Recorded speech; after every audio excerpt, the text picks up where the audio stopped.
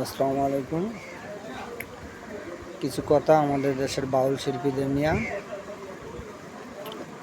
বাউল শিল্পীদের ভিতরে বেশিরভাগই এই জিনিসটা লাগে যে কারো স্বামী অন্যের সাথে কথা বলে, নিজের স্ত্রীকে মারধর করে, 3-4টা বিয়ে হয় বেশিরভাগই। আর যেগো একটা বিয়ে হয়েছে তারা পরিপূর্ণভাবে অনেক সহ্য করি। যার একটা বিয়ে হয়েছে তার স্বামীও 3-4টা বিয়ে করছে।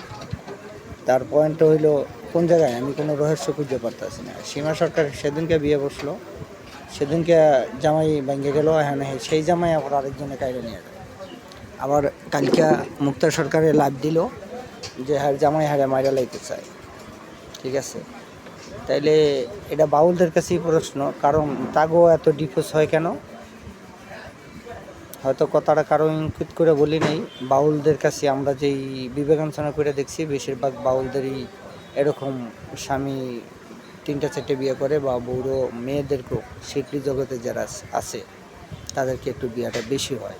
কিন্তু এতে তো আমাদের দেশ গ্রামের মেয়ে অনেক ভালো, আলহামদুলিল্লাহ, এক বিয়েই। আর যেটা ডিভোর্স হয় সেটা অনেক কষ্টের ভিতরেই হয়, আবার অনেক সিরিয়াসলিভাবে মিলানোর সংস্থা করে, কিন্তু তারপরে তারা আর বিয়া বইতে চায় না। দেশের মায়েরা এক বিয়েতেই যথেষ্ট, এক বিয়েতেই তারা আসক্ত থাকে বেশিরভাগ দেশের মায়েরা। তারপরে যদি বাবা মায়ে 2টা বিয়ে দিয়ে দেয়, তারপরে দেখা যাইতেছে যে কোনো সময় ওই সংসারটা যত বড় কষ্টই হোক টিকিয়ে রাখার চেষ্টা করে।